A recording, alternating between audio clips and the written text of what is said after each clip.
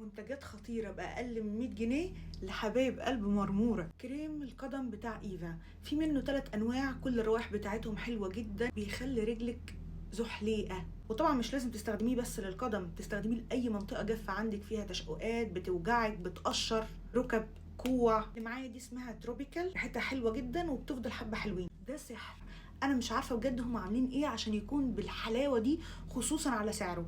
كمية وحجم وافكت، بالذات لو انت عايزه انك تطولي شعرك، في حوار التطويل ده هو ممتاز. في منهم نوعين، واحد فيهم بالحبه السوداء اللي هو ده، والتاني مكتوب عليه صحي وطويل. لو عايزه تطولي شعرك هاتي صحي وطويل، معلش استحملي ريحته، ده العيب الوحيد اللي فيه، ريحته وحشه جدا وبتحتاج انك تشطفيها اكتر مره، بس نتيجته خرافيه.